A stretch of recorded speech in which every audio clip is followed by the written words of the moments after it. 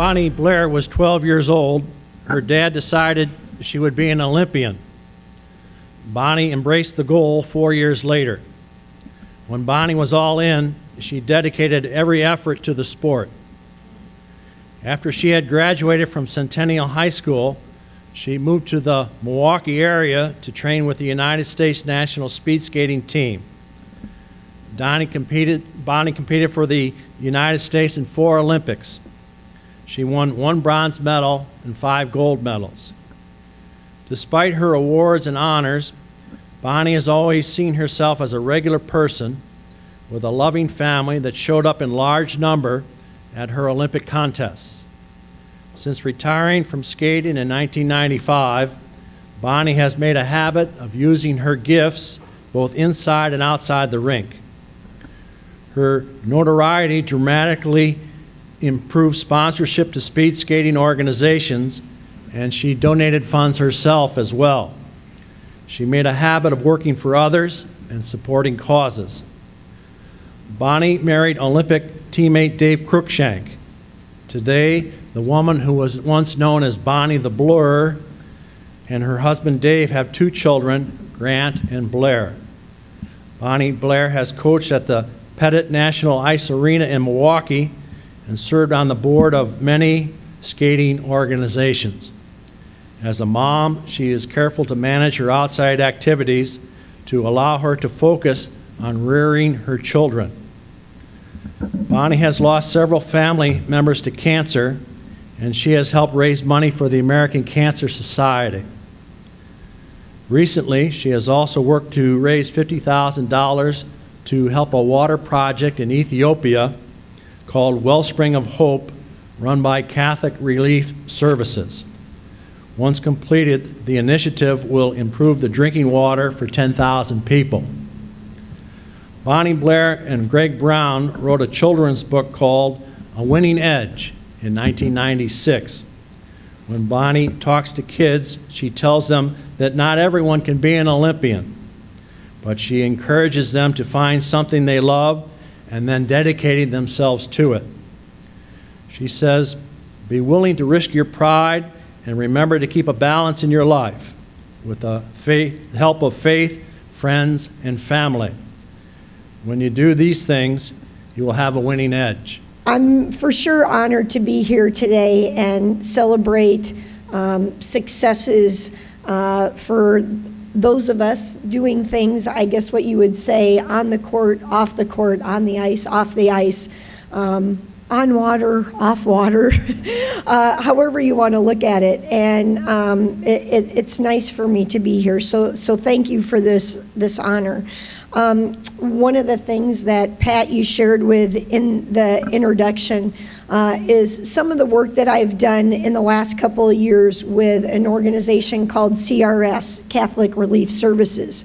And with that, I'd like to introduce a couple of people at my table that helped me get involved in that organization is Joe Cottrell and his wife, Kathy, and I say Joe's partner in crime, Tom Van Hinderbergen, and his wife, Lynn. So thank you. Thank you very much for, in a way, opening my eyes to another organization where you can help somebody in need from very far away. I think one of the things that really brought me to this organization in a sense that kind of really was that home sinking thing for me to say, yeah, this is something I'd like to get involved in, is it was something that wasn't just a quick fix. It was an organization that does things that are long-standing.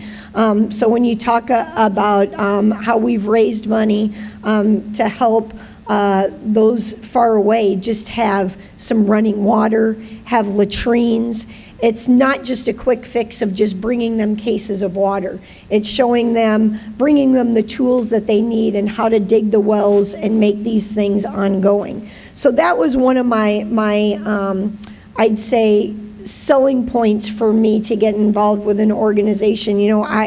I've been lucky. I think I've traveled to something like 16 countries through the sport of speed skating, and I've seen a lot of different things.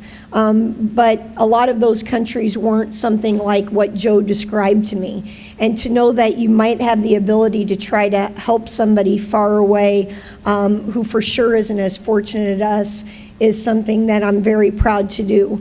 I think those of us that are getting honored here today, we've had success in one way or another with things that we've done in our lives, and to know that by those successes and the name, I guess, that you've created for yourself, that you're able to help others along the way, and that's something that I'm truly proud of. I think part of that really comes from the upbringing that I had and the family that I had, my parents, all my older brothers and sisters. I'm one of 6, but the youngest by a long shot. And as you mentioned in my introduction, I've already lost 3 siblings due to various illnesses. So what was a big family is kind of shrinking. But once again, me being able to be involved with some of those causes of those illnesses that my family's wound up having has been something that I've been very proud to be able to give back to. I think some of the pictures that you might have seen up on the screen, family definitely for sure is a very big part of my life. And the skating family was a very big part of my life, and how I met my husband, Dave Cruikshank, who's here with me today. And as well as his parents, my in-laws, John and Myrna Cruikshank, sharing with me here today. But I think one of the unique things that we had about the sport of speed skating, and I don't know whether it's because it was kind of a small-knit community, but it seemed like a majority of the people that were involved in the sport were Catholic. So when we went, this was back in the earlier years, or my earlier years, I guess I should say, because nowadays a lot of the competitions they have are one-day competitions. But back when I was skating and coming up to Chicago, if it wasn't every weekend, it was probably 2 weekends a month during the winter, and on those other weekends we'd be going to Wisconsin or the St. Louis area, Michigan, Minnesota. And the meets would be all day long, all day Saturday, all day Sunday.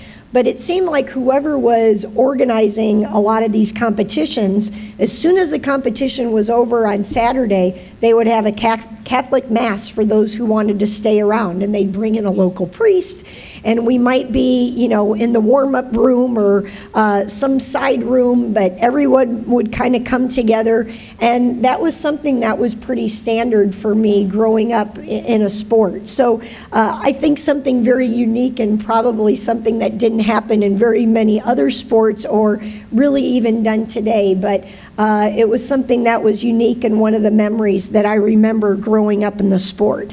I think another thing that I alluded to a little bit is just family and how important family has always been to me, and the guidance that I had. And I think being the youngest of 6 kids, and by a long shot, I really didn't just have 2 parents. I had 2 parents plus all my brothers and sisters.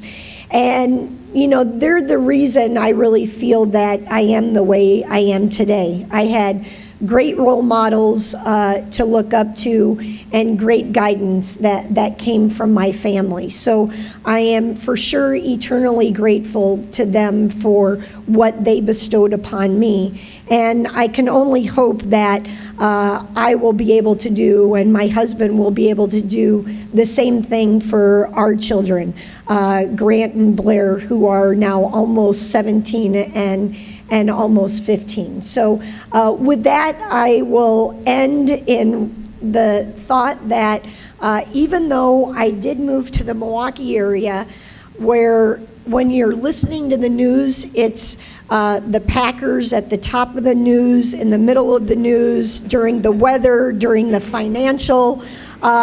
Dave grew up in Chicago, I grew up in Champaign, and we are still Bears fans.